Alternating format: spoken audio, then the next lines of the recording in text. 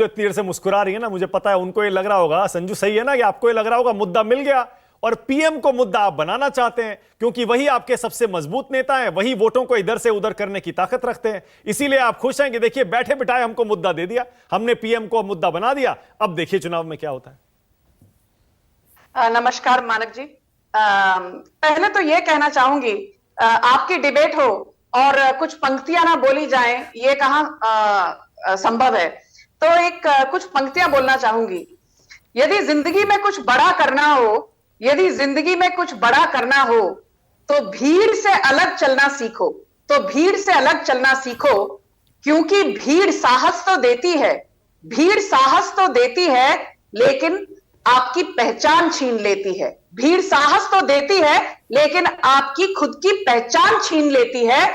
और ये पंक्तियां मैं समर्पित करूंगी राहुल गांधी और उनकी कांग्रेस पार्टी के लिए, क्योंकि राहुल गांधी और उनके जितने भी कांग्रेसी नेता हैं, वो आज ये कहते हुए बड़ा दुख हो रहा है, बड़ा खेद हो रहा है, बड़ी विडंबना हो रही है, बड़ी पीड़ा हो रही है कि पूरी की पूरी पार्टी एक भीड़ का हिस्सा बन चुकी है, जिसका ना कोई वजूद है, ना कोई क्रेडिबिलिटी है और ना कोई पहचान है।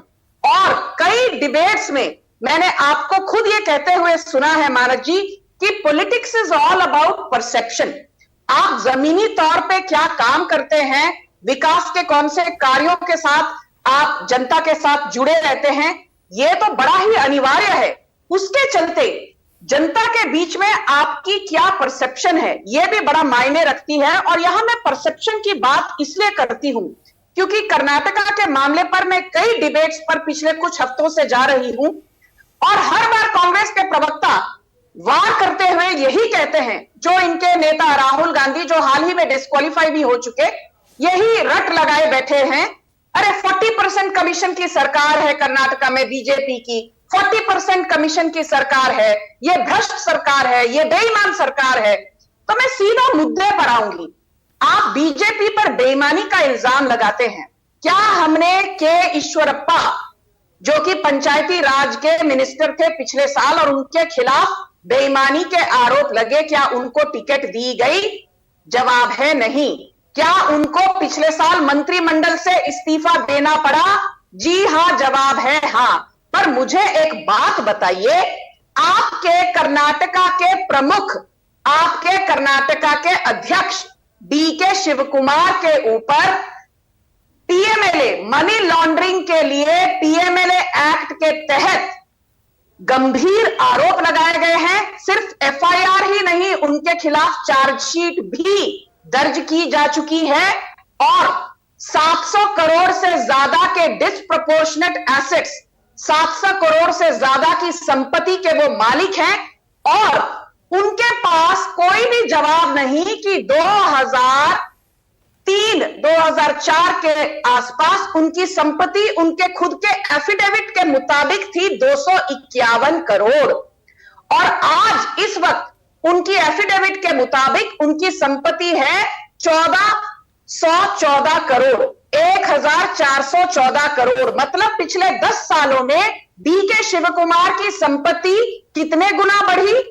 473%, लगभग 473%।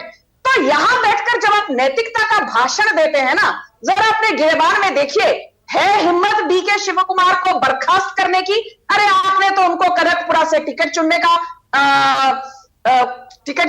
टिकट देकर उनको चुनाव लड़ने की खुली आजादी दे दी। और सबसे अहम बात, कांग्रेस की बात छोड़िए, बीजेपी को आप यदि पूछेंगे कि हमने किया क्या, केम्पेन-गौड़ा इंटरनेशनल एयरपोर्ट का टर्मिनल 2, सदियों से इसकी बातें होती थी, इसका उद्घाटन किसने किया? प्रधानमंत्री नरेंद्र मोदी ने। महादाई इशू, इसको रिजॉल्व किसने किया? डबल इंजन सरकार ने। अपर भद्रा और अपर कृष्णा बेसिन के जो समस्याएं हैं, इनको किसने रिजॉल्व किया? प्रधानमंत्री मोदी की सरकार ने। 2 वंदे भारत एक्सप्रेस ट्रेन मिली है कर्नाटका को, बेंगलुरु से मैसूर तक की और एक हुबली से धारवाड़ तक की। दुनिया का सबसे लंबा लॉन्गेस्ट रेलवे प्लेटफॉर्म 1507 मीटर का कहां है? हुबली धारवाड़ में। ओके, अब दुबे की बारी है। धारवाड़ में, 10 सेकंड, धारवाड़ में एम्स आज इन प्रिंसिपल अप्रूवल हो चुका है